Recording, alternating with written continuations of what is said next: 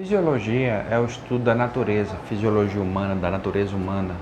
Fisios vem da mesma origem da palavra física, natureza. Física significa natureza? Significa. Mas aí é que tá. A fisiologia estuda a natureza do corpo humano. E quando estamos estressados, a gente derruba o sistema imunológico. E existe todo um processo fisiológico para derrubar a imunologia, o sistema imunológico. E hoje em dia, precisamos muito trabalhar o imunológico. O século XXI é o século das viroses, é o século das doenças de cunho emocional. E o emocional comprometido derruba o imunológico. É isso que é preciso ser visto. Então, é preciso entender como o corpo reage, como o corpo funciona ao estresse, para poder dar as melhores respostas. A fisiologia do estresse. Bem, existe o eustresse e o distresse. Eu vem do grego, significa bom. Então, o estresse bom existe, é o que fez os seres humanos saírem das cavernas até chegar aos dias de hoje. Fez o homem desbravar novos oceanos, fez o homem descobrir algumas coisas, novas descobertas, novas curas, novas doenças. E o distresse é o exagero do estresse, quando a pessoa perde completamente o controle. Nesse caso aí do distresse, o primeiro estágio é a reação de alarme. Se divide em fase de choque, que é quando você se adapta àquela situação, se adapta de forma, às vezes, muitas vezes, de forma passiva, sem esboçar nenhuma reação e nenhuma contra-resposta. Aí existe a fase de contra-choque, quando você tem alguma reação, é quando você perde o controle e você acumula aquilo ali e solta como se fosse uma barragem que de repente explode. E muitas vezes fala coisas que não deveria falar. Mas ainda não é a fase pior. Vem a reação agora de resistência, que é o segundo estágio. Nessa fase existe primeiro o aumento do volume da suprarrenal. São glândulas que ficam acima dos rins que liberam a adrenalina. Nós temos a atrofia do baço, que é um outro órgão muito importante em relação ao sistema hematopoético. Nós temos a atrofia das estruturas linfáticas, e aí começam a entrar os grandes problemas, porque a pessoa começa a adoecer. O sistema linfático é responsável pela circulação da imunoglobulina e dos linfócitos que vão combater as doenças. Ele atrofiado significa que você está mais propenso a pegar doenças. Aí vem o continuado aumento dos glóbulos brancos. Se os glóbulos brancos combatem as doenças, eles aumentados são melhores, são mais eficientes. Não, não é assim que funciona. Eles com tamanho aumentado, eles perdem a sua eficiência. E o aumento da taxa de glicose no sangue, levando muitas vezes a triglicerídeo aumentado, que pode levar a longo prazo a situações como diabetes.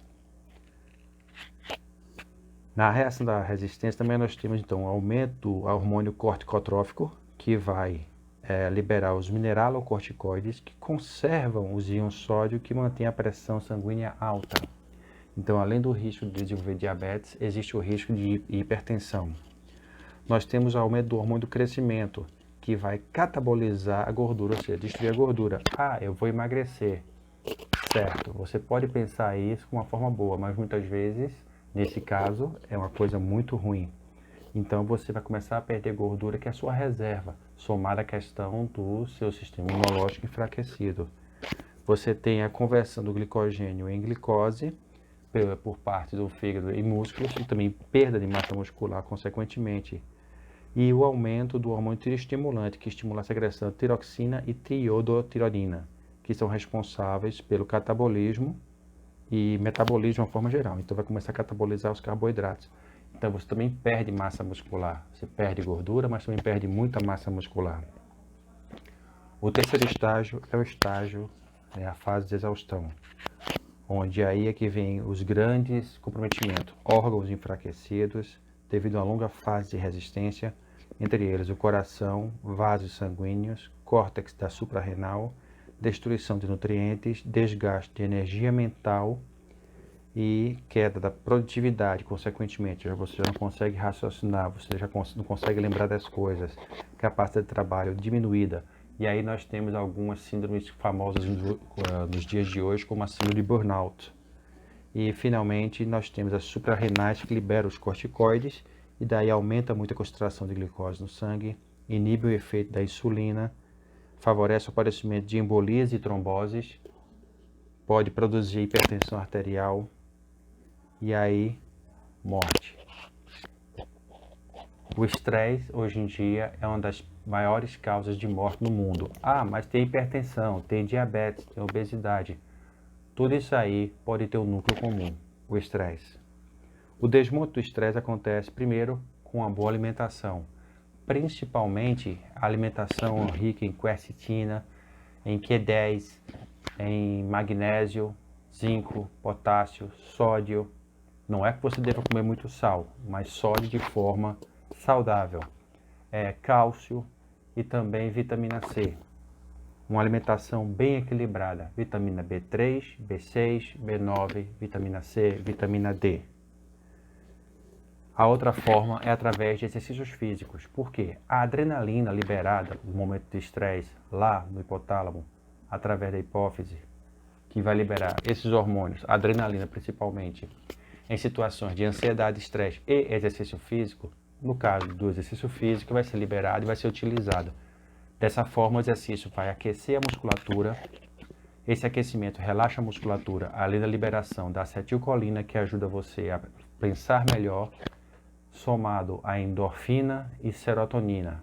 A serotonina é um ansiolítico natural que nós temos e ela vai propiciar bastante a melhoria da condição de saúde como um todo, além de estimular a produção de imunoglobulina por parte do sistema linfático e também vai estimular o intestino a trabalhar melhor. Antes que você seja diagnosticado com depressão, baixa autoestima, primeiro certifique-se de que, na verdade, não esteja cercado por idiotas. Então, dessa forma, é possível entender que o exercício físico, uma boa alimentação e, obviamente, uma higiene mental, você pensar sempre de uma forma melhor, de uma forma positiva. Ah, mas isso é bobeira. Se quiser acreditar nisso, você vai ser uma pessoa eternamente estressada. Mas tentar pensar da melhor forma possível. Mas é difícil num mundo como esse. Mas é que tá. O mundo é difícil. O mundo realmente dá existem processos difíceis no mundo, de forma estressante. Aí vai se deixar bater, vai entregar assim de mão beijada. É mais fácil ficar estressado, perder a cabeça, arrancar os cabelos. Exercício físico de forma direcionada, ponderada, sem exageros, é a resposta, conjuntamente com a alimentação e uma boa higiene mental. Então procure um bom profissional de educação física, procure um bom nutricionista e procure um psicólogo. Mas eu não tenho problemas mentais. Psicólogo não é só para quem está ruim da cabeça. Quem está bom da cabeça também precisa de psicólogo. Afinal, quem de nós realmente é normal? Inscreva-se no canal, dê o seu like, ative as sinalizações, não perca conteúdo.